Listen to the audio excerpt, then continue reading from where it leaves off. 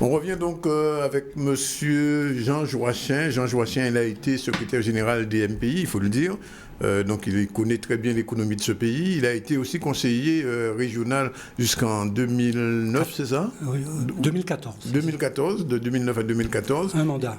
Un mandat, il connaît bien la politique. Seulement, il s'est donné une nouvelle activité depuis qu'il est à la retraite, entre guillemets. Il écrit. Il a produit ça, Le Caddie. Il va expliquer tout à l'heure ce que c'est. Et aussi un roman sur lequel on va revenir dans un instant. Et un essai plus ou moins politique, La Guadeloupe jusqu'au bout. Qu'est-ce qui vous fait écrire, Jean Joachim? Alors, vous faites courir, moi j'ai dit écrire. Écrire. Alors, tout d'abord, merci de me recevoir, Monsieur Zandonis. Je suis content de passer après Air Caraïbes, Oui. parce que ma fille cadette, Célia, travaille à Air Caraïbes. Ah, oui. Et elle homologue pour le transatlantique de Véronique. Voilà. Donc, voilà. Canal 10, on ne fait jamais les choses au hasard. Parfait. La deuxième chose, avant de vous répondre, j'ai une pensée pour Michel. Michel, mon ami Michel Rodriguez, Oui. qui a été le concepteur et le précurseur de ce lieu. Voilà, j'ai une pensée pour lui. Alors vous me demandiez pourquoi j'écris. Oui. J'écris parce que c'est nécessaire, c'est besoin, c'est absolument nécessaire. Vous savez, nous sommes dans une société où on prône l'oralité. Je crois qu'il faut que les choses soient écrites aussi pour qu'elles puissent exister et avoir leur pesanteur. Oui, leur pesanteur. Absolument. C'est une façon de prendre du recul aussi. C'est aussi une façon de prendre du recul. Sur les événements. Sur les événements, une façon d'analyser. On a une tendance avec cette société rapide de zapping à trop banaliser les choses, et écrire permet de se distancier, alors, il faut dire, on le présente quand même, vous y tenez pas beaucoup, mais on le dit quand même, Le Caddie, c'est un ouvrage, on va dire, à usage interne. À usage interne, si vous voulez, je suis né après la guerre, je suis né en 1945. Oui. La Guadeloupe a beaucoup évolué. Elle ne se rend peut-être pas compte, mais elle a beaucoup évolué. Le Moule, ma ville de naissance, a beaucoup évolué. Et j'ai voulu laisser une trace, une trace écrite. Sur la couverture. C'est moi, il y a 8-10 ans, oui. Comment ça s'appelait? Trottinette, ça s'appelait avant? Une trottinette, oui. Absolument. Vous remarquez que sur cette photo, il n'y a qu'une seule voiture dans la rue du Moule. C'est quelle rue là? La rue du Moule, la rue Saint-Jean. La rue principale où il n'y a qu'une seule voiture qui appartenait à Monsieur Robin qui fabriquait du Bérum.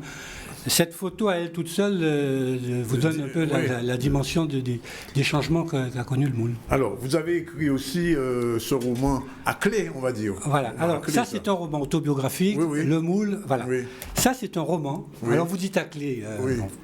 Mais oui, parce que quand on lit ce poil de mangouste, si on est un peu informé sur la société guadeloupéenne, on ne reconnaît pas, même si vous avez essayé de dissimuler les choses, changer les noms, docteur Sonis, etc., on reconnaît très bien.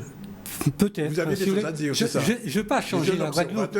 Non, voilà, je ne vais pas changer la Guadeloupe. Ça reste un roman, hein. Ça reste un roman, c'est léger. Oui. Et à cet égard, je tiens à remercier c'est très drôle aussi, les Grands Moulins des Antilles qui ont été mon sponsor là-dessus. Oui. À remercier mon ami Daniel Marival qui m'a préfacé ce livre. Oui. Bon, c'est un roman léger qui déroule une fresque de personnages créoles qu'on pourrait... très emblématique. Hein? Très emblématique, qu'on pourrait rencontrer. Qu'on rencontre d'ailleurs. Qu'on rencontre peut-être. Ils sont vivants vos personnages.